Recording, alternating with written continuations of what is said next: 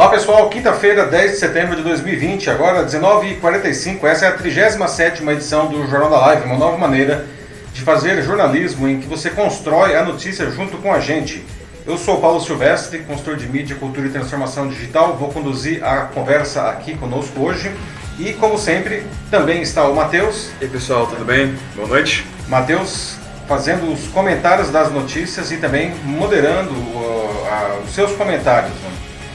Lembrando que para participar do Jornal da Live é muito fácil, enquanto a gente vai dando as notícias aqui, vocês vão comentando as notícias, vão conversando, deixando aqui nos comentários do post, o Matheus vai selecionando e aí a gente vai construindo junto a notícia. Não? O Jornal da Live que acontece ao vivo no LinkedIn, depois a edição fica gravada para ser revista. E amanhã, na sexta-feira de manhã, está em vídeo também no YouTube e no Facebook e como podcast nos principais canais.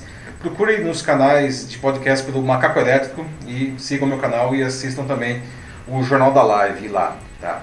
Bom pessoal, esses são os assuntos que nós vamos debater hoje na 37ª edição do Jornal da Live. Se alguém de fora visse as praias, bares e ruas do Brasil nesse feriado prolongado, acharia que a pandemia de Covid-19 foi totalmente controlada no Brasil. Não? Os ambientes estavam lotados, fim de distanciamento social, abolição das máscaras, porque a população aparentemente decretou o fim da pandemia aqui no país, não? E quais são as consequências disso? No dia seguinte ao feriadão, veja só, o mundo prendeu a respiração porque a Universidade de Oxford e a empresa britânica AstraZeneca suspenderam temporariamente os testes da vacina contra o Covid-19 mais aguardada de todos, não? Por que aconteceu isso, não? E agora? O que vai acontecer? Enquanto isso, o Brasil enfrenta outro inimigo, não? A alta dos preços dos alimentos que está fortíssima. Por que, afinal de contas, a comida está ficando tão cara de repente? Não? Como que a gente pode lidar com isso daí? Em outro fronte, o Congresso aprova uma lei para perdoar dívida bilionária de igrejas em impostos. Não? Você acha que o governo deve fazer isso? E a nossa notícia bizarra de hoje, não? Casal terraplanista viaja para chegar à borda do mundo e se perde no mar. Pois é. Então, pessoal, começando agora a 37ª edição do Jornal da Live, não? Bom, para iniciar a nossa conversa, não, nossa edição de hoje, não, um debate da mais alta importância, não? Acabou a pandemia de Covid-19, gente. Acabou, pelo menos aqui no Brasil, vocês não sabiam disso? Já saíram para comemorar, não? Bom, pelo menos uma grande parte da população brasileira parece para eles que realmente o novo coronavírus sumiu do país, não? Se alguém de fora, como eu disse agora, não visse as praias, agora no feriadão, as ruas, estava tudo lotado, parece que acabou mesmo a pandemia, não? Ambiente lotado, não tinha distanciamento social, não tinha aí pessoal usando máscara, não? Parte da população realmente decretou o fim do coronavírus por conta própria, não? Mas infelizmente, na realidade, a gente está muito longe disso, não? Mas se é assim, por que as pessoas estão fazendo isso? Será que elas ficaram loucas? Acho que não é isso, tá? Quais as consequências desse comportamento? Não? Você, aí que está nos assistindo, ainda está tentando pelo menos manter o distanciamento social, não? Ou você acha que ele deve ser mais relaxado ou a situação deve ser simplesmente normalizada, não? E o uso de máscara e outras medidas de prevenção como distanciamento, lavar as mãos, não? Como que vocês veem isso nesse ponto que nós estamos agora? Bom, muitos brasileiros aproveitaram o feriado da independência para decretar por conta própria o fim das medidas de isolamento e prevenção à Covid-19, né? Infringindo diversas regras municipais e estaduais, lotaram cidades turísticas, praias e bares, muitas vezes sem sequer usar máscara, né? Algumas circunstâncias explicam parte desse movimento popular, né? A primeira é que esse foi o primeiro feriado prolongado em que as regras de quarentena já estavam flexibilizadas. E aí, trocando em miúdos, foi a primeira chance real, desde o carnaval, em fevereiro, em que a população poderia viajar para cidades próximas, frequentar restaurantes, até tomar um banho de mar, né, depois de passar mais de 6 meses com os movimentos aí bastante restritos, não? Mas a flexibilização é diferente de normalização, a gente precisa entender isso, não? Que isso implica cumprimento de certas regras, não? Entre elas, continuar mantendo o distanciamento social, usar máscaras em locais públicos, sempre, exceto quando comer, claro, não? Lavar as mãos e tantas outras regras que a gente está careca de saber, não? As pessoas terem decretado por elas mesmas o fim da pandemia, até mesmo acontece por uma fadiga no nosso cérebro, né? Então vamos explicar por que isso aconteceu. De acordo com especialistas, existe um limite de tempo em que o nosso cérebro consegue de fato prestar atenção em alguma coisa, levar a sério uma ameaça, até quando aquilo passa a ser considerado normal, né? Passa a ser assimilado. É como um jogo dentro do cérebro para analisar um risco. Inicialmente a doença era muito desconhecida, não tinha ainda chegado ao país, não tinha muito medo, então o pessoal foi para o isolamento mesmo. Agora que a pandemia já é uma realidade há mais de 6 meses, muita gente decide que se nada grave aconteceu até agora, então não deve ser tão perigoso assim.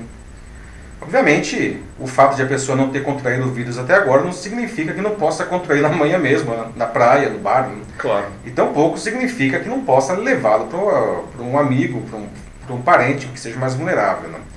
Então, de certa forma, é até um comportamento egoísta, né? De quem olha mais para si e menos para os outros e faz uma avaliação equivocada de que talvez o maior risco já tenha passado. Interessante também observar o papel da classe média nesse movimento. Né? Ela tem registrado bem menos casos de Covid-19 que as classes mais baixas, por exemplo. E são pessoas que têm acesso à informação, sabem que a pandemia não acabou, mas quando vão avaliar o risco para si mesmo, aspectos não científicos, digamos assim, começam a pesar muito nessa decisão. E a classe média, ela estava privada do seu papel de consumir, né? E agora estourou esse negócio, essa represa. Eles querem resgatar a sua posição social a despeito da sua responsabilidade com a saúde pública. Pesa ainda o fato de que as notícias estão indicando que uma vacina pode já estar disponível no fim desse ano ou no início de 2021. Né?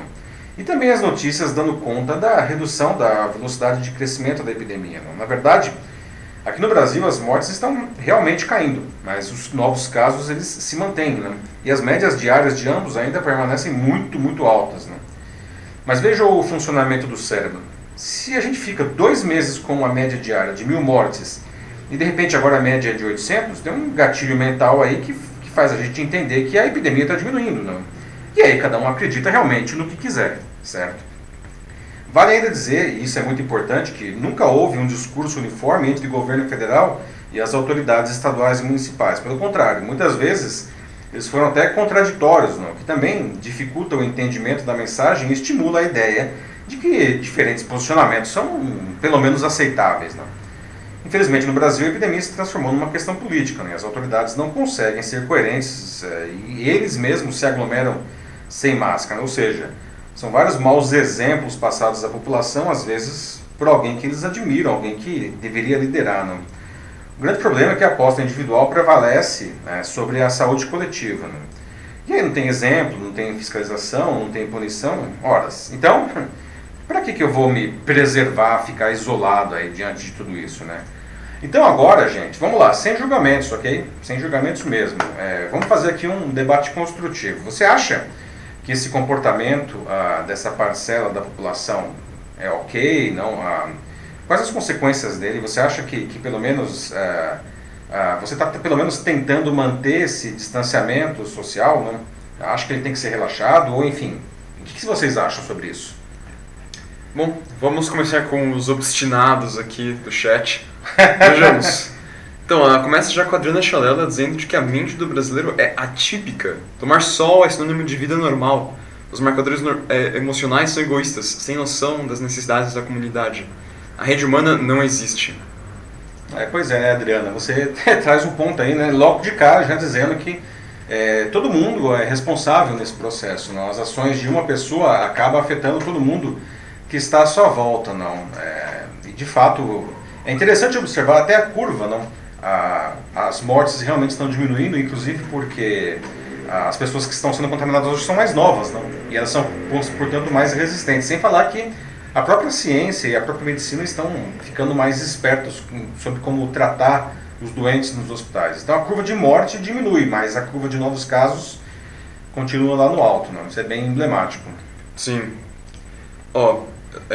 Aqui a Nália Polasek, ela fala de como na Europa, né, eles já estão tendo essa segunda onda, né, e já faz um tempo que isso está acontecendo. E ela também fala do próprio país dela, né, que é da Argentina. Ela diz que lá, mesma coisa, tudo um absurdo. A Analia, né, tá na Argentina, aí, que é um país que também está sofrendo aí, não? que começou bem, não, o isolamento tinha os números bastante invejáveis e depois a coisa meio que acabou degringolando, não. E ela traz a questão aí da suposta segunda onda que já está atingindo lá a Europa, não.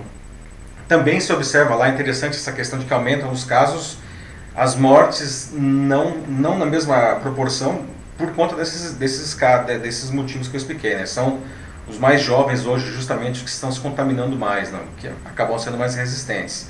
Mas o fato é que os casos estão aumentando muito, não, e eles são vetores da doença, não. Uhum. A Josiane Souza fala, né, de que ela tem amigos bem formados, mas que infelizmente estão agindo como se também nada tivesse acontecido.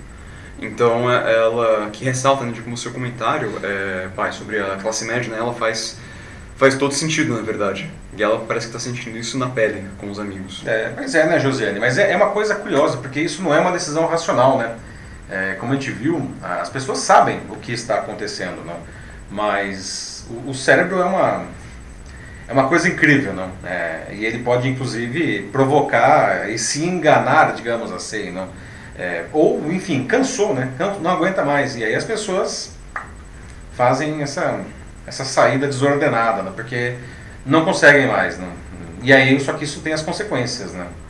Em seguida eu tenho o Jean Cavalcante, que diz que exemplos a serem seguidos, né? Ou não.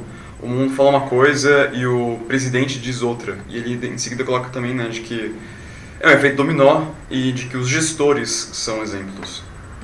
Jean, né? Uhum. Pois é, muito bem colocado, Jean, né? Nessas horas, não, o exemplo conta muito, não?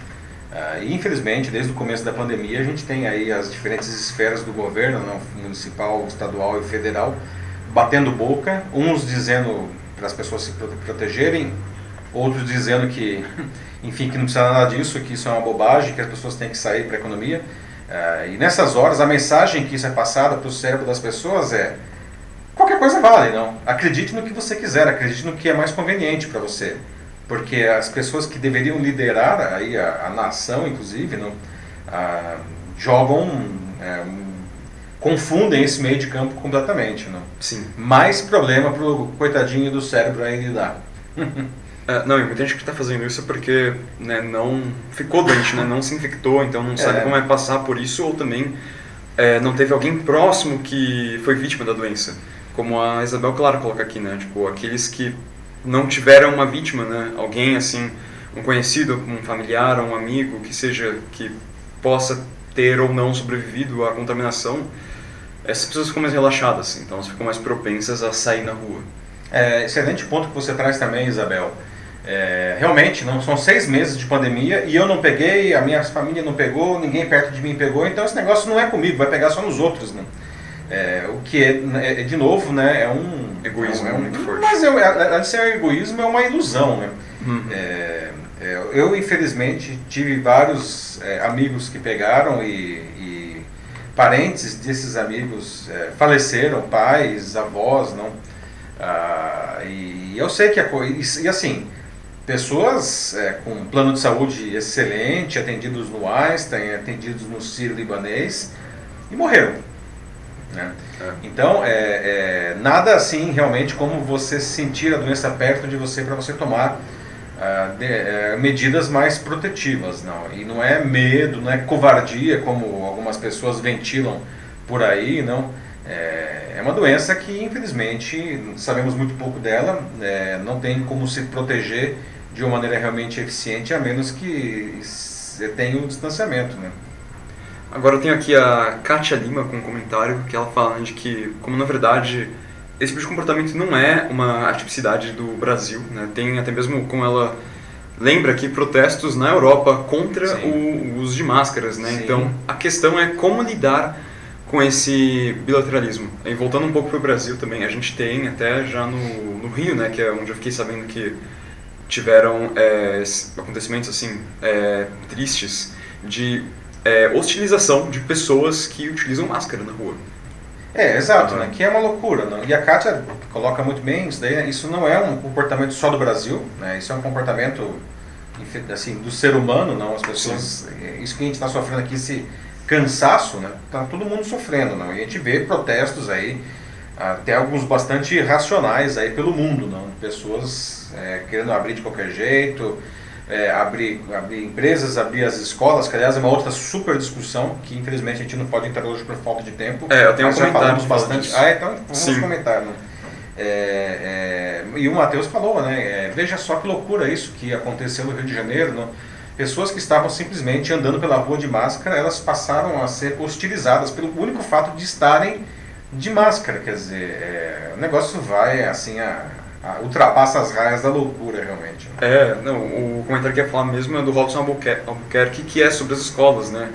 Como estão covardemente aqui na fala dele, estão empurrando a responsabilidade dos filhos, né, continuarem ou voltar para a sala de aula, divulgando formulários de responsabilidade, várias instituições de ensino até mesmo lançando vídeos constitucionais, também falando sobre, que institucionais, né? Sim, que o retorno estamos prontos para o retorno, né? Temos álcool gel disponibilizado, já podemos voltar quanto antes, né? E nossa, assim. É o Robson, né? Robson, sim. Excelente ponto, Robson, né? E isso que você falou é um ponto muito interessante, né? Porque as escolas sabem do problema, né? E algumas estão realmente empurrando a responsabilidade para os pais, né? Nós vamos abrir as escolas, os seus filhos têm que vir para cá, mas a responsabilidade de se acontecer alguma coisa é de vocês, né? Nós estamos colocando um álcool gel, que a gente sabe que não é assim, né, gente? Mas principalmente no caso de crianças que têm mais dificuldade até para se proteger e de respeitar as regras, não? E já existe um discurso, inclusive em algumas esferas do governo, mas também de algumas escolas particulares, não, que dizem que se não voltar, a culpa é dos professores, né? Que os professores são egoístas e eles são covardes. Exatamente esse é o discurso, né? Porque os professores, eles não querem voltar, porque eles têm medo. Muitos professores, inclusive, não, estão dentro do grupo de risco. E lá no Amazonas, que foi aí o laboratório do Brasil, em Manaus, não, que de volta à escola, que abriu no início de agosto, não, em um mês, 20%, se não me engano, dos alunos se contagiou, não, e 15% dos professores. Em um mês, 15% dos professores, 20% dos alunos estão contaminados, não, e essas pessoas depois levam a doença para dentro de casa. As escolas são um ponto hiper delicado, infelizmente, assim, não tem como, né, de contágio. Sem contar a forma como as pessoas têm que usar para chegar em casa, né? Não é todo mundo que pode ir de carro, né? Muito bem lembrado. Ônibus, metrô, transporte trem, público, coletivo aí, não? Sim. A gente sabe que infelizmente também é um foco de contaminação. Várias conexões. E os alunos vão usar o ônibus, trem, metrô, né? A maioria para chegar nas escolas. Sim, e no fim, né, a gente sempre cai de volta para a política, como o Rafael Gomes lembra, né? Porque tudo isso, né, só se dá assim devido à grande divisão no país que a gente encontra, né, tanto ideológica quanto política. A gente não tem uma boa liderança agora, e isso causa conflitos internos, e vários pensamentos tendem a querer ser diferentes, ignorando recomendações para defender algumas ideias sem muito fundamento, tanto científico quanto moral. Em alguns casos, até sem nenhum fundamento, né? É verdade. A questão é, cada um acredita no que quer. Sim. Nós vivemos, realmente como o Rafael colocou, uma politização da pandemia desde o princípio, né? A gente discute esse negócio praticamente todas as semanas aqui no Jornal da Live desde março, né? A questão é que a pandemia foi politizada. Cada um quer puxar a sardinha pro seu prato, né? Defendendo os seus interesses. E são muitos interesses em jogo realmente aí, né? E nessas horas a ciência não vai sendo relegada, deixada de escanteio aí, né? Porque não interessa isso daí, né? Pois é. Não, por exemplo, né, só a gente falando aqui sobre vítimas, né, apareceu a Rosana Domingues e falou aqui que ela perdeu o pai dela. Sinto muito, Rosana. Então, sabe, é inaceitável como as pessoas podem fazer isso, né, tipo, sendo que tem muita gente sofrendo, né, só porque realmente, não é comigo, então, né, assim, né, duvido que uma daquelas pessoas teria coragem de olhar pra cara de alguém como a Rosana e falar, não foi nada. Pois é que não é comigo, né? Como você colocou, né, Matheus? Lamento aí a sua perda, Rosane, mesmo, tá? Também. Mas veja como são as coisas, né? Lá em março, quando chegou a pandemia, não, qual que era o discurso das lideranças políticas e algumas lideranças empresariais? Vão morrer. Aliás, né, um empresário lá do Paraná, ele falou exatamente isso.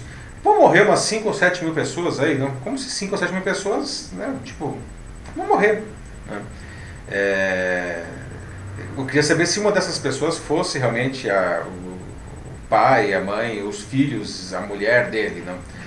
Mas infelizmente não foram 5 ou 7 mil pessoas, não. A gente já está batendo aí na casa de 130 mil mortos.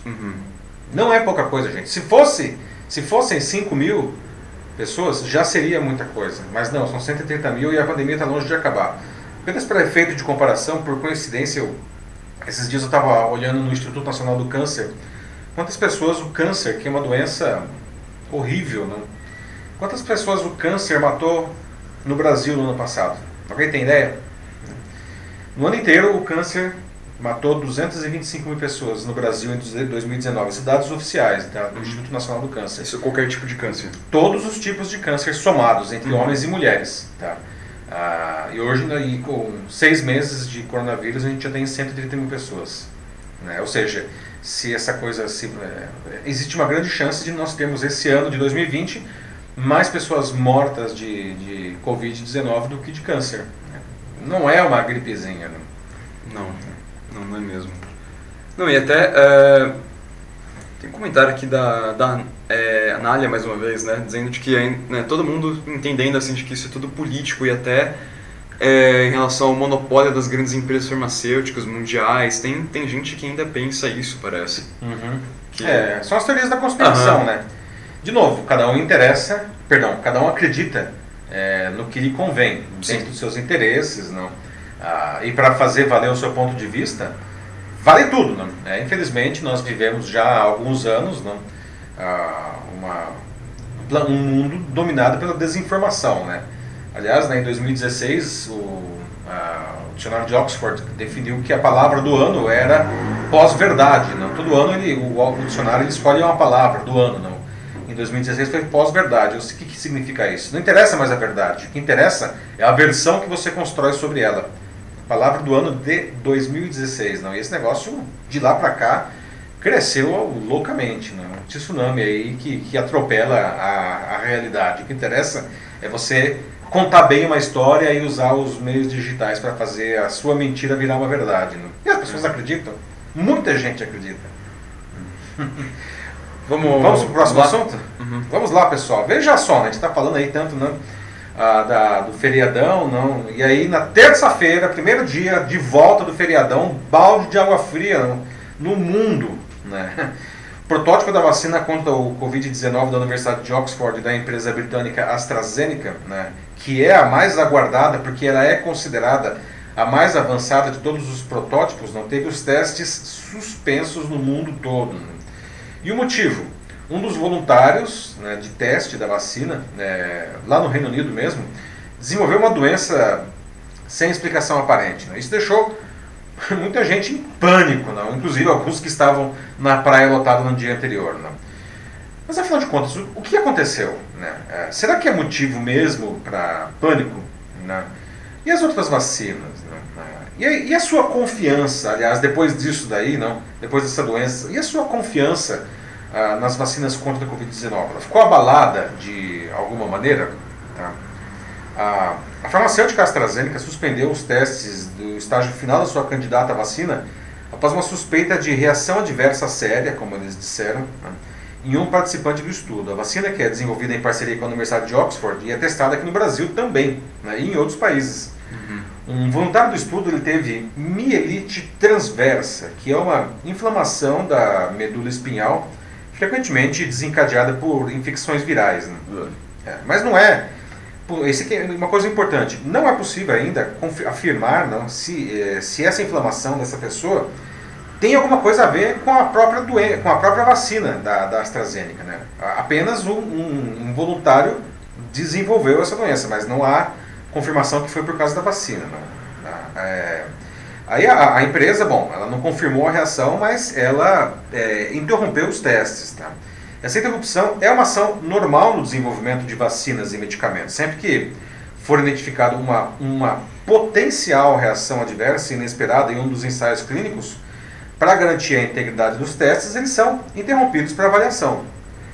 9 importantes desenvolvedores de vacinas dos Estados Unidos e da Europa prometeram nessa semana manter os padrões de segurança e eficácia para suas vacinas experimentais, apesar da urgência para conter a pandemia de coronavírus.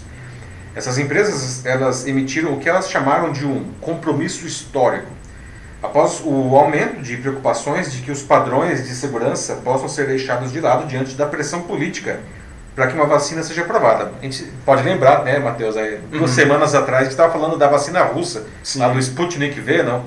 Que foi testada em 76 pessoas, não foi nem 76 mil, 76 pessoas e ela já está colocada no mercado, né? É uma vacina completamente sem testes, não?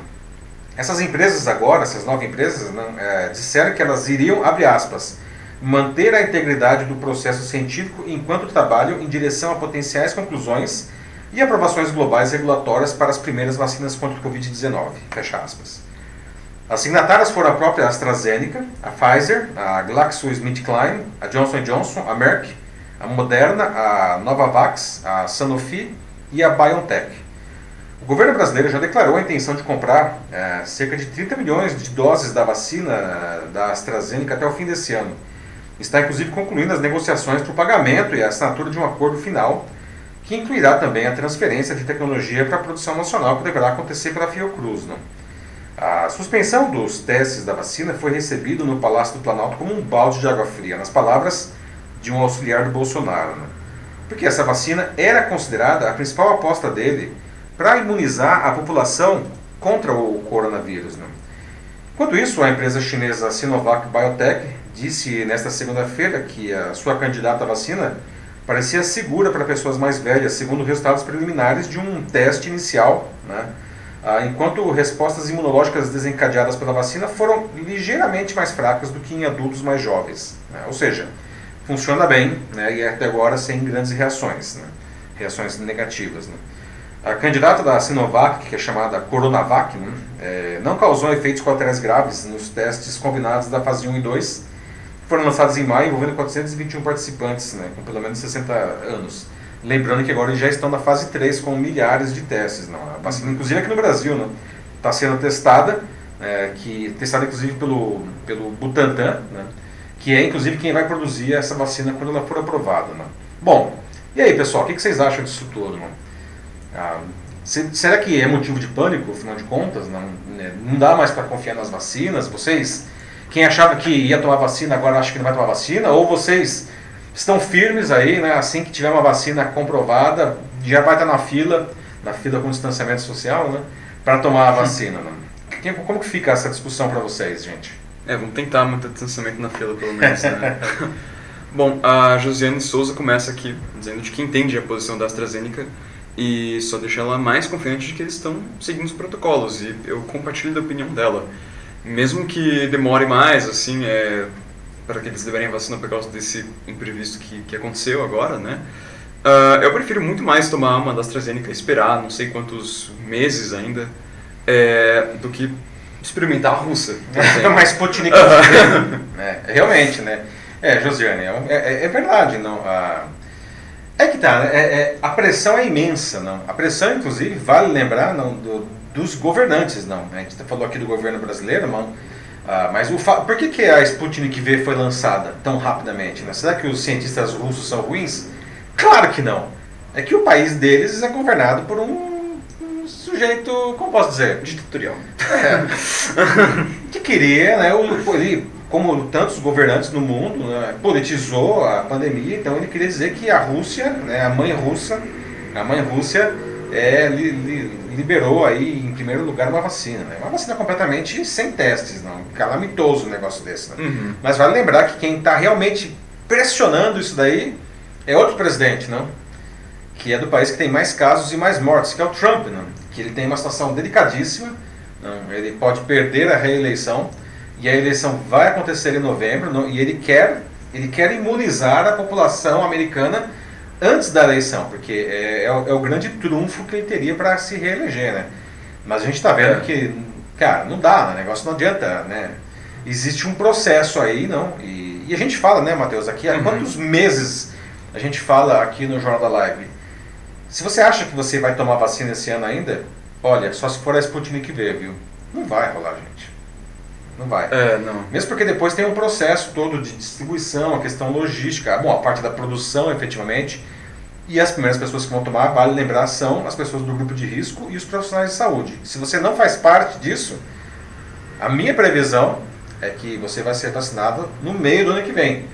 Então você precisa lidar com isso, não? Como que você vai viver até lá? A Ana Lúcia Souza Machado coloca aqui, né? Tipo, não existe milagre, até que se comprove uma vacina eficiente e, como a gente acabou de falar, né? Até que toda a burocracia e a espera seja feita também, né? Até que chegue em nós, pessoas que não são do grupo de risco ou profissionais de saúde, só aí, né, a gente vai poder se imunizar de fato. Então, até lá, a gente vai ter que contar com a nossa própria proteção, né? Com o nosso cuidado. Não existe milagre e a gente pode pagar muito caro por isso. É muito bem colocado, Ana, né? No final das contas, cada um sabe como se proteger e como proteger a sua família, né? É uma questão de bom senso e tá na mão de cada um. Sim, é simples assim, tá na mão de cada um. Exato. A Adriana coloca, né, que essa paralisação faz parte do protocolo, né? Então isso mostra a seriedade do processo. Então tá de acordo com o que a Josiane disse um pouco antes. Adriana Charella? Isso. Tem várias Adrianas que aparecem aqui. É verdade. Adriana, né? Mas é verdade, né, Adriana? Eu concordo. Não? E vale lembrar de novo, né, que não existe uma confirmação ainda que esse caso de mielite está associado à vacina. O fato de eles terem interrompido os testes no mundo inteiro, aliás, também é uma maneira de proteger os voluntários, né? O fato do cara ser voluntário não quer dizer que ele é descartável, né? Então, sei lá, vai que esse negócio realmente foi causado pela vacina e a gente está aplicando isso daí em outras pessoas, não. Não pode, né? Então, é seriedade e muita ética, inclusive, por conta da AstraZeneca e da Universidade de Oxford, nesse caso. A Josiane continua aqui, diz que a pressão econômica não deveria ser mais importante do que a saúde, mas são tantos fatores, né, que é difícil separar todas as faces. E ela fala, né, de que pelo menos da parte dela, ela pode sim continuar em casa e, por enquanto, e é o que ela vai fazer, ela vai esperar. É verdade, cada um sabe onde aperta o seu calo, não? Tem pessoas que nunca puderam ficar em casa. Ou porque trabalhavam justamente em setores essenciais, não? Ou porque simplesmente, se não fizesse isso, ia morrer de fome. Não? A gente sabe disso e todo mundo é sensível a isso daí. A recomendação é, se você puder ficar em casa ou ficar mais em casa, faça isso. Se você não puder, tome os devidos cuidados. Não. No mínimo, evite as aglomerações, use máscara e faça os procedimentos de higienização sempre que você puder. Não? O que não dá é ficar todo mundo louco, né? Pirar no cabeção aí, e ficar todo mundo se abraçando e sem máscara e... Como no 7 de setembro. Aí não dá, né, gente? Aí não força a amizade. Sim. O Joaquim Desidério acabou de escrever aqui, diz que a vacina terá que esperar até pelo fato que, né, tem que ter fatores de segurança para todos os povos, né? Tipo, cada país é diferente. Então, mais uma vez aqui, reforçando a burocracia que existe em cima disso tudo, né? Como até a Ana Lúcia Souza Machado falou, né, um pouco antes, né? Algumas pessoas parecem que pensam que fazer vacina é como fazer um chá, né? Não é tão simples. Não assim. Né? Nem um chá e nem um queijo, né, Ana? A Ana que é de Minas, aí não. O queijo é mais rápido, né? E mesmo porque o processo já está definido. O Joaquim colocou muito corretamente também. Aí existem as peculiaridades, as particularidades de cada povo, e a gente sabe também que o vírus é diferente e já está, as mutações já acontecem, não? E ele já está diferente em países, né, diferentes. Então, é por isso que é tão necessário fazer esses testes, não, em vários países do mundo. Não? Muito bem colocado aí pelo Joaquim. Sim. A Ana Cristina aqui já, acho que como último comentário desse assunto, fala de que o mundo espera a cura, porém a sociedade ainda continua fazendo o que quer, ao invés de colaborar em um todo. Então, mais uma vez, pois né? De novo. O primeiro assunto. De novo, né, gente? A vacina vai demorar, tá? Assim, vai demorar quanto? Não sei, mas esse ano não vai ter vacina, gente. E não é pessimismo, tá? Não é alarmismo. Não, vocês estão vendo aí, o processo é esse. Entendeu? Não se enganem. Não se enganem. Por mais que a gente queira, né, retomar a nossa vida, a gente vai ter que, até pode retomar algumas coisas da nossa vida, tomando os devidos cuidados, não? Mas, assim, a vacina que é a suposta salvação, né? Que finalmente aí a gente vai poder, enfim, sem fazer trocadilhos infames, mas respirar aliviado, não? A gente vai ter que esperar alguns meses ainda. E olha que isso daí é um processo, uma velocidade recorde de desenvolvimento sem precedentes, não? Na história da humanidade, de desenvolvimento de uma vacina num intervalo de menos de um ano. Né? É uma coisa sem precedentes. Pois é. Bom, vamos para o próximo assunto? Vamos lá. Vamos lá, pessoal. Em outra frente, o brasileiro está tendo que enfrentar uma forte alta no preço dos alimentos. Né? É você que faz compras aí na sua casa, porque se for, você provavelmente deve estar sentindo na pele esses aumentos aí no supermercado, na feira livre, enfim, onde você faz a sua compra. Não? Porque eles não são nada desprezíveis, não. Eles estão acontecendo com muitos produtos. Não?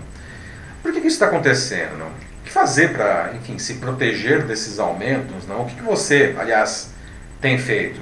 E, aliás, o governo deveria fazer alguma coisa? Não? Há alguma coisa que o governo pode fazer? Não? Essencial na mesa do brasileiro, o preço do arroz disparou nos supermercados, sobretudo nas últimas semanas, e foi um dos temas mais falados nesses dias. Não? Um pacote de 5 quilos, que normalmente era vendido a cerca de R$15, agora chega a custar R$40 em alguns lugares. Levantamento feito pelo Centro de Estudos Avançados em Economia Aplicada, da Exalc, da USP, mostra que a alta do arroz chegou a incríveis 100% em 12 meses. No mesmo período, o óleo de soja aumentou 28%, que também é muito, considerando a inflação baixíssima que a gente está tendo. E não tem alívio no bolso do brasileiro no horizonte não. Tá? Os produtores e os especialistas dizem que os preços devem continuar subindo nos próximos meses. Na semana passada, o Bolsonaro chegou a pedir patriotismo aos supermercados para segurar os preços dos itens da cesta básica. Né? O que é inócuo, porque o mercado nunca foi e nunca será patriota. Né? Vamos colocar as coisas no lugar aí. Né? Além disso, não dá para colocar toda a culpa nos supermercados. Não. De fato, os supermercados são apenas a ponta da cadeia. Não? O encarecimento do arroz vem das etapas anteriores. Não? Segundo a Associação Brasileira da Indústria do Arroz, não, o produto comprado dos produtores pelas indústrias ficou 30% mais caro só no mês de agosto. O presidente da Associação Brasileira de Supermercados, o João Sanzovo Neto, por outro lado, não, disse na quarta para o brasileiro substituir arroz pelo macarrão, né, e que não há prazo para que o preço do produto seja reduzido para o consumidor. Só que essa declaração pegou muito mal, né? Parece aquela história da Maria Antonieta, né, Mátila? Né? Dos tem brioches, pão, né, né? como brioches, não. Ficou mal isso daí. Né? Bom, assim como outros produtos da cesta básica, como o óleo de soja e feijão, a alta do arroz está ligada à valorização do dólar, né, que torna as exportações mais lucrativas para os produtores. As exportações do arroz beneficiado saltaram 260% entre março e julho desse ano, para 300 mil toneladas. Né? Para piorar, também houve uma redução de 59% nas importações do produto no período, para 48 mil toneladas. Tudo por causa do preço do dólar. Está muito caro o dólar aqui no Brasil.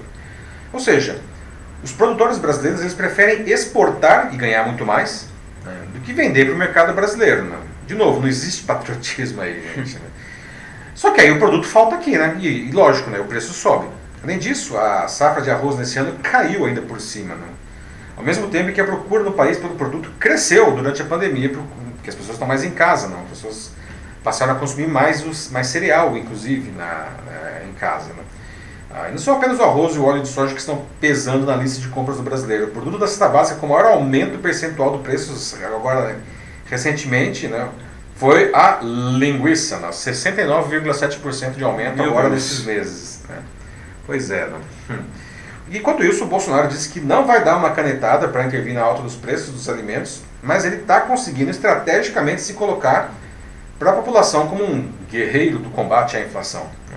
Ao mesmo tempo em que ele busca mostrar ação ao zerar a tarifa de importação para o arroz, o presidente ele transforma os donos dos supermercados e os produtores em vilões, né? Ao mandar, por exemplo, o Ministério da Justiça disparar notificações pedindo que eles expliquem a alta dos preços. Do outro lado, o ex-posto Ipiranga, né, o Paulo Guedes, parece que não apita mais nada mesmo no governo. Né? Ele está sendo fritado pelo Bolsonaro há bastante tempo. Aliás, fritura em óleo de soja, que subiu 28,9%. Né? Não houve uma conversa preliminar, por exemplo, com o Guedes, dessa medida do Ministério da Justiça pedindo explicações aos supermercados. A avaliação dos membros do Ministério da Economia é que esse negócio, além de ser inócuo, né, ainda pode gerar alguns ruídos desnecessários, não, com um possível risco até de intervenção de preços. Não. Então, pessoal, e aí? O que fazer para se proteger dessas altas? Não? Vamos comer macarrão, né? Deixa o arroz para lá, enfim. Né? Ou, o que você tem feito? Não, né? O governo poderia fazer alguma coisa assim, realmente séria, né? Diminuir a alíquota para zero da importação realmente ajuda, né? Agora, ficar vilanizando aí o supermercado só atrapalha. Eu acho que joga gasolina aí nessa fogueira. Não? Nossa. Bom, começando aqui com a Tatiana Vila me fala de que ao invés de melhorar as coisas tem ficado cada vez mais difíceis, né? Lamentável. Porque, claro que é lei do mercado, mas existe uma certa ganância, assim, né? Com certeza, né, Tatiane? Com certeza, né? É óbvio que sim, mas é a lei do mercado, né? Uhum. Produto em escassez, aumento na procura, o preço sobe. Sempre foi assim, sempre será. De novo, não é patriotismo que vai resolver essa situação, né? Isso é uma situação de mercado, há uma ganância em diferentes pontos da cadeia de produção e de distribuição, certo? A questão é, o que fazer então? Não dá para chegar e falar, sejam patriotas, não, a gente precisa de ações mais efetivas, né? E não é necessariamente tabelamento de preços, né? Enfim, estoques reguladores, não, que aliás estão baixíssimos também, não? Uhum. Não, enfim. O Joaquim volta e reforça mais isso aí, de que, né, parece que, primeiramente, né, não pensam no próximo, só utilizam o fator do dinheiro como recursos para faturar com a desgraça da população. Alimentos da cesta básica dispararam com os preços, então, né, só os ricos vão continuar aqui durante a pandemia. Não. É o que parece. Arroz virou prato de rico agora, né? Uhum. A questão é, quem não é rico vai comer o quê? Não? A grande arma aí do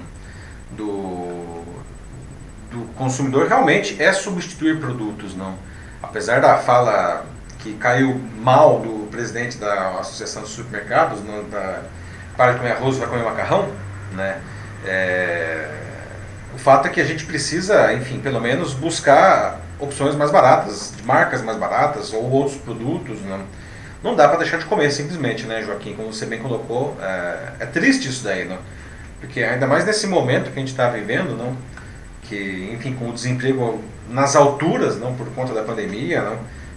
As pessoas com menos dinheiro ter que enfrentar isso daí chega a ser desumano realmente, não? A Adriana Schneider fala, né, aqui de que a equipe econômica tem as suas justificativas, porém falta estratégia, prevenção, como sempre. Além disso, a comunicação também com o executivo, né, da parte dos dois está zero. Tá zero. Então, ela conclui aqui, me explicaram por que não alivia meu bolso e também fala que Bolsonaro mudo é um poeta. Adriana, pois é, né?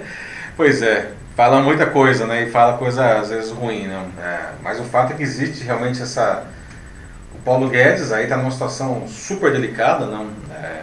A bolsa de apostas aí quando que ele cai, não? Apesar que o governo nega, mas enfim, o cara ele não é nem consultado numa situação dessa, está na situação agora também delicada com o Ricardo Maia, não? O Rodrigo Maia, desculpa, presidente da Câmara, não? Que não se falam mais, não? Tá delicado. Tá briga de parquinho isso aí já. Parece a primeira da quinta série C, né? E aquelas coisas que fala, sem falar que a gente está vendo aí, né? Argumentos de comunicações de ministros e secretários, né, públicas, não, aí nas redes sociais, não, chamar as outras de bobão. Bobão, cara? Pera, eles usaram bobão mesmo? Bobão, nossa. Sério, né? Surgiu nessa semana um comunicado oficial aí nas redes sociais de um certo secretário chamando um desafeto de bobão. Não, o nível reduziu para o jardim de infância já, então. Ser feio, nossa, né? O boboca. Bom, isso mostra uma coisa, né? Não existe trabalho coletivo, assim, o pessoal não consegue trabalhar em equipe, né? Cara, o povo, o governo, nada. Farinha pouca, meu pirão primeiro, né? Aliás, farinha pouca, arroz pouco, né? Óleo pouco. Bom, novamente, né, isso foi o que a Ana Lúcia falou, né, é um trabalho coletivo, como nós não sabemos trabalhar isso, todo mundo sofre, né, vamos ficar aqui chamando um outro de bobão e não comer arroz enquanto isso. É isso que vai acontecer. Gente, sabe, me ocorreu aqui um negócio, sabe que tá parecendo episódio do Chaves esse negócio, daqui a pouco, né? Nossa, mas o Kiko e o Chaves eram mais maduros, eu acho. Pois é, né? Gentalha, não, que coisa. A bola é minha. A bola é minha, eu brinco como quiser. É, tem que ser com a minha regra, né?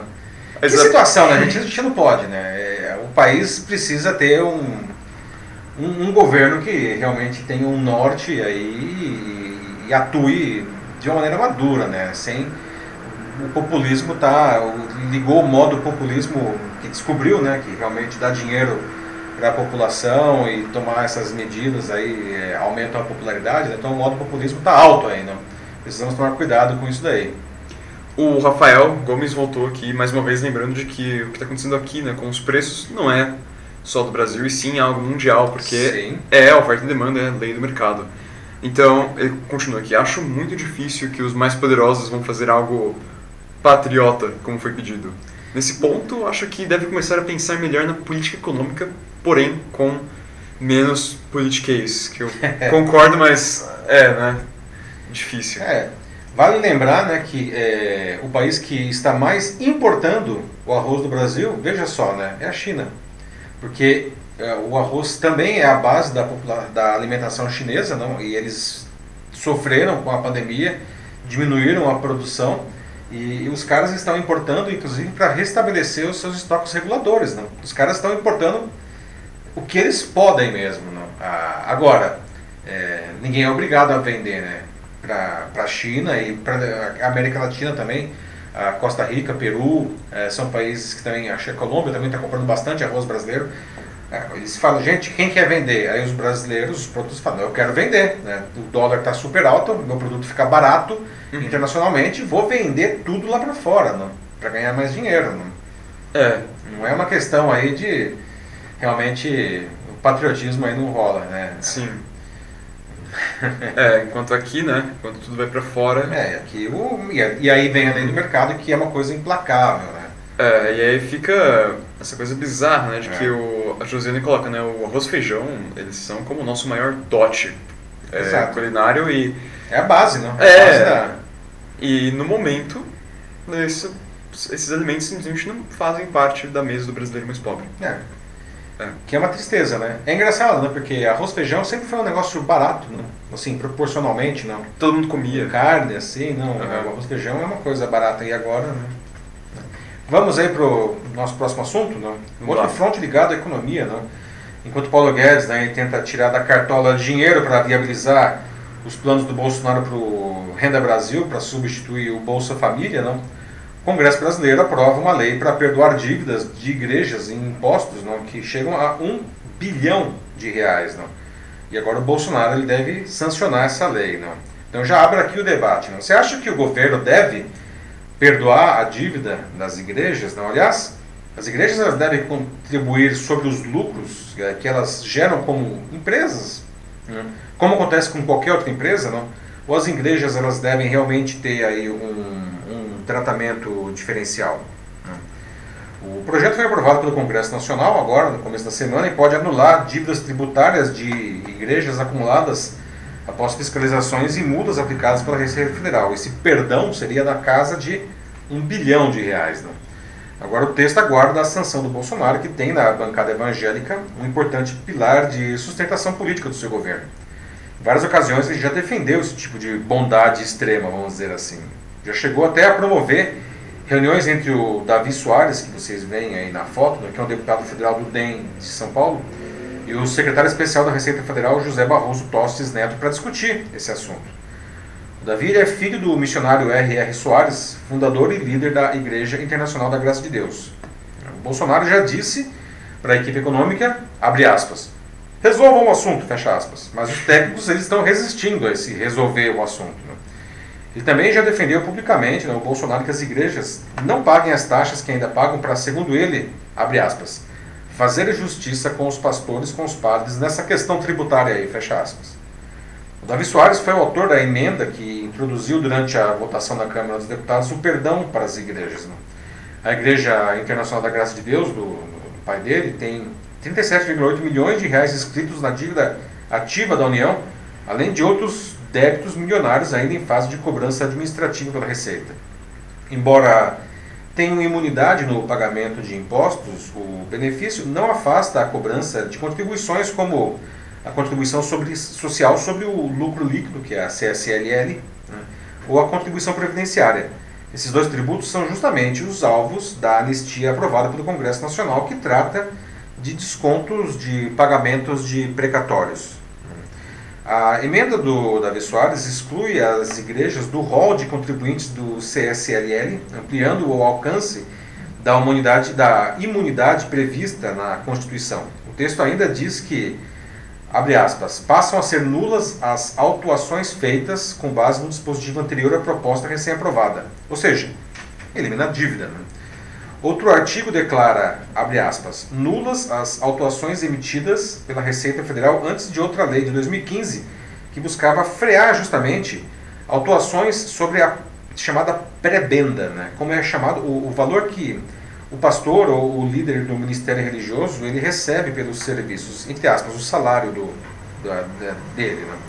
A prebenda ela é isenta de contribuições da Previdência desde que seja um valor fixo, mas o fisco ele começou a identificar pagamentos variáveis com características de participação nos lucros de uma empresa, né? Ou bonificações para quem tem os maiores rebanhos, veja só. E os auditores começaram então a lançar autos de infração e cobrar outros tributos devidos, né, com multas e encargos. E a área econômica deve recomendar o veto aos trechos que anulam essas dívidas da igreja, então, para o Bolsonaro, para aquele VET. Não. A questão é saber se o ex-posto Ipiranga, o Paulo Guedes, não, ainda apita alguma coisa. Não. E aí, pessoal, vamos lá. Vocês acham que o governo ele deve perdoar a dívida das igrejas? Não? Aliás, as igrejas elas devem contribuir sobre esse aparentemente lucro variável, que é um lucro variável, não? Aí pelo tamanho do rebanho, não? Que virou uma empresa aí, não? Desculpa, é uma empresa. Como acontece com qualquer outra empresa, devem contribuir, não? Ou elas devem realmente ter um tratamento diferenciado? E aí? Bom, começo aqui com a Ana Cristina Oca, que fala de que o Brasil vive esse momento difícil, né, que em todos os sentidos, e nosso representante, ele pensa, mas não age.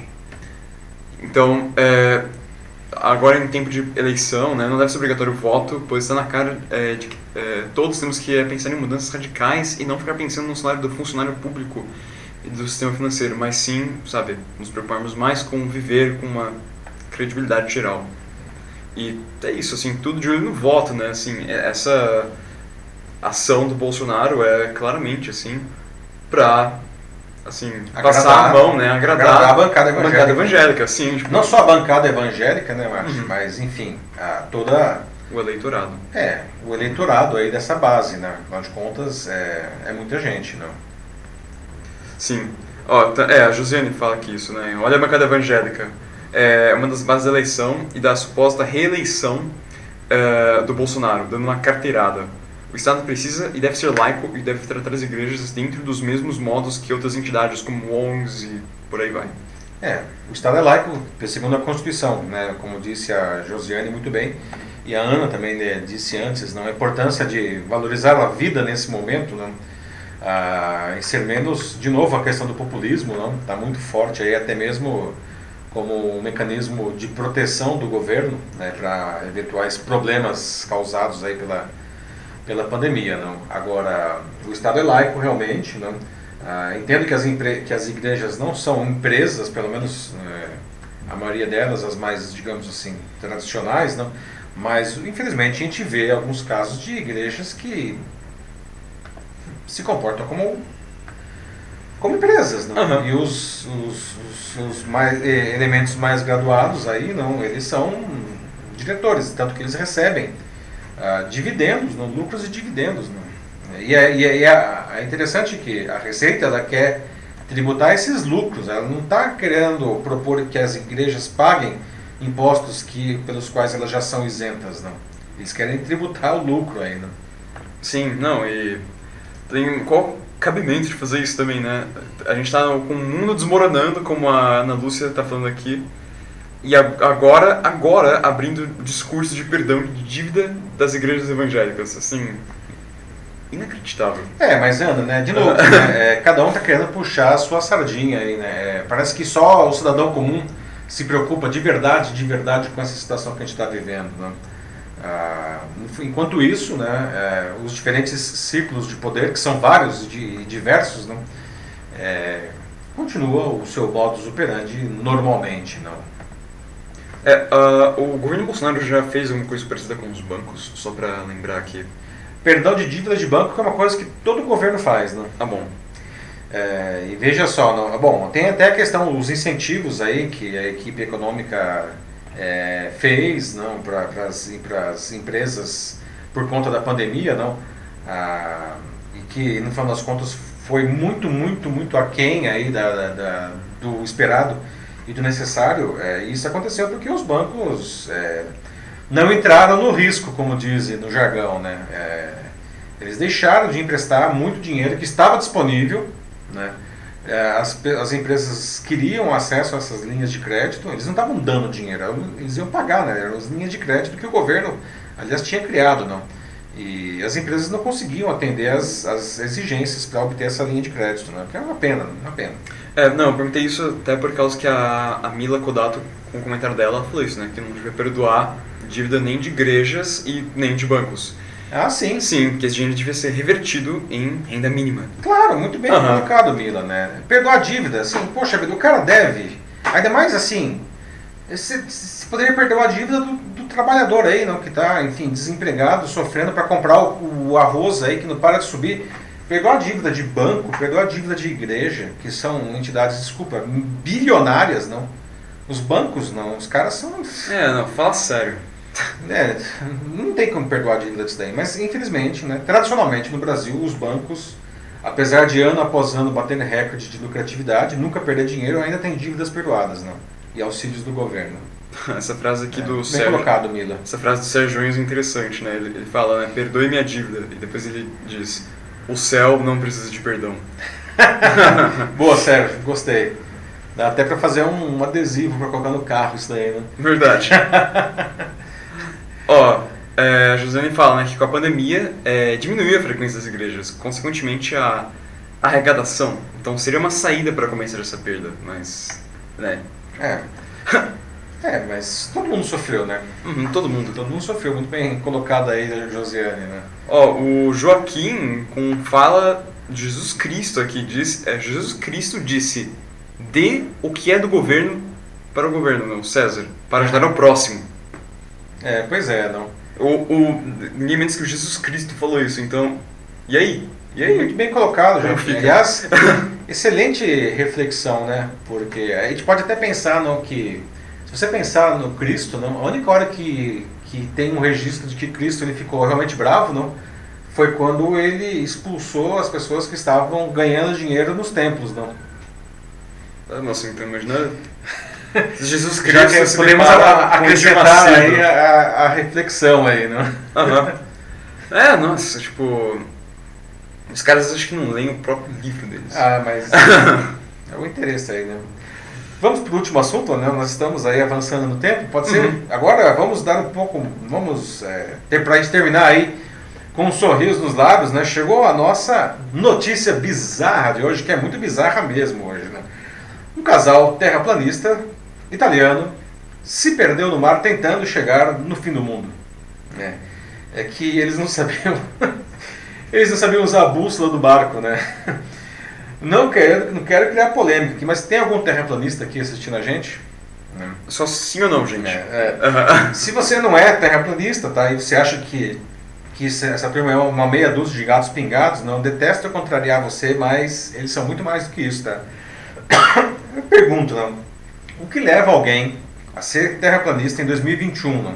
2020. 2020, que já estou pensando em 2021. Pois é, não. E acreditar, não, em pleno século XXI, aí sim, né, que a Terra é plana, não, né? Quais os problemas, né, aliás, que isso pode trazer para o desenvolvimento da sociedade como um todo, não? Bom, com o objetivo de provar que a Terra é plana, esse casal de italianos, não, ele decidiu navegar em busca do fim do mundo, que vocês podem observar, segundo os terraplanistas, o fim do mundo é a Antártida, né? O centro do mundo é o Ártico. Né? Incrivelmente, eles não conseguiram. Né? Os terraplanistas, né, que não tiveram os nomes deles divulgados, até para preservar a vergonha, né, se perderam no mar Mediterrâneo. Pô, eles nem conseguiram sair de perto de casa, eles saíram da Itália e se perderam no mar Mediterrâneo. Bom, a viagem, né, a tentativa dela aconteceu em abril, né, quando toda a Itália estava em confinamento por causa da pandemia do novo coronavírus. Né. O casal é de Veneza, ele partiu do porto da ilha de Lampedusa, né, que fica entre a Sicília e o norte da África, ponto mais ao sul da Itália. Né.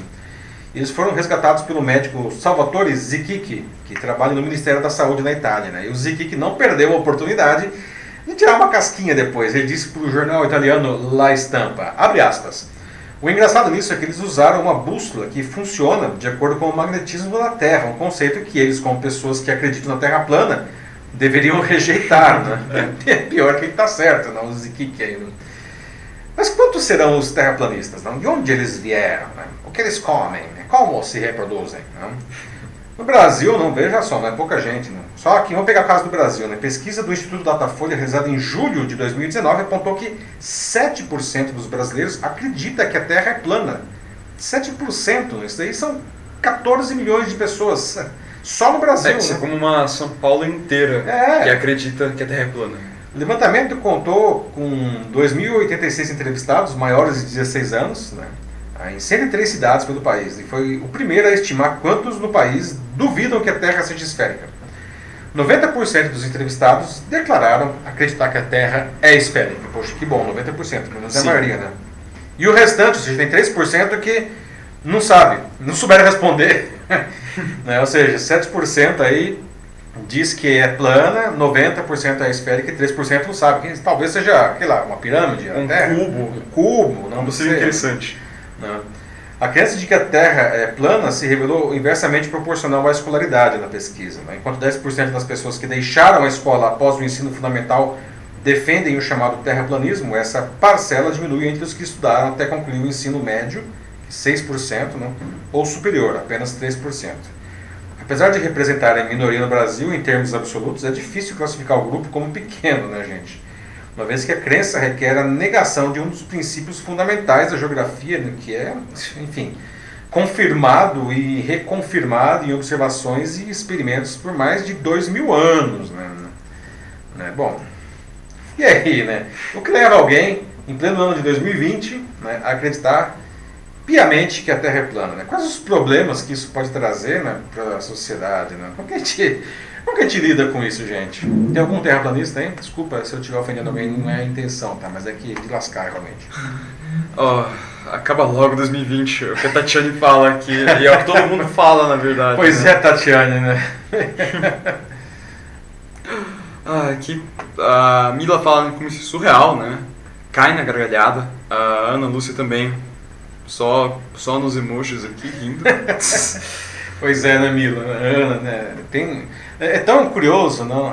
Teve um outro, né? Há alguns anos, acho que faz uns 2, 3 anos, teve o Cruzeiro dos terraplanistas, sim, né, Mate? Né? Sim. Que eles tentaram chegar também no fim do mundo, aí era um navio de cruzeiro, né? E, cara, não deu certo também. Eles conseguiram voltar para casa? Voltaram, né? Pelo menos eu acho que o capitão do navio, ele não era terraplanista, né? Só os passageiros, não. Ele tava lá só pelo lucro mesmo. Ele tá, o cara quer viajar aí pra Antártida, vamos lá, né? Então.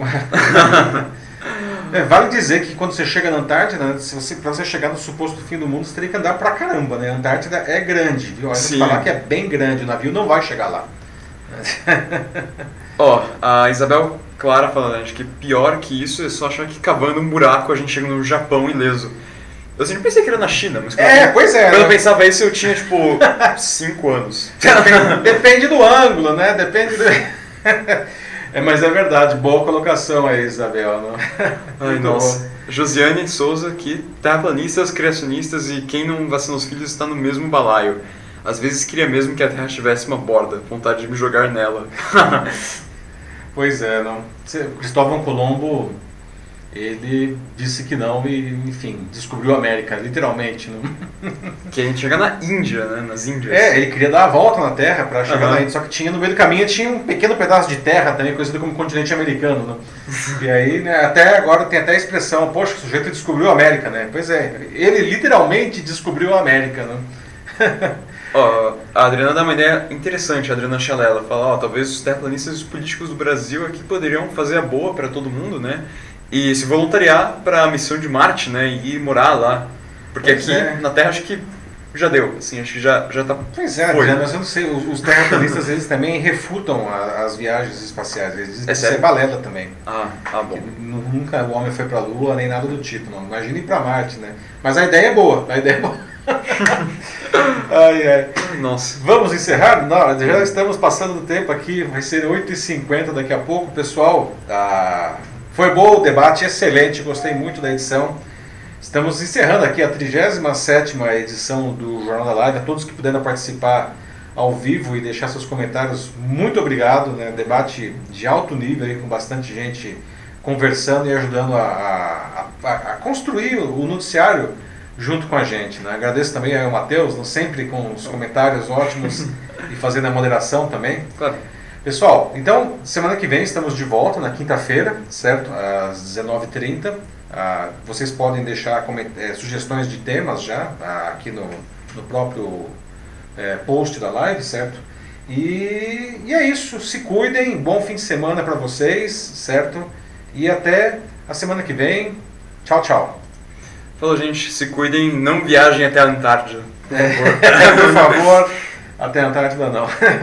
Tchau, tchau. Até.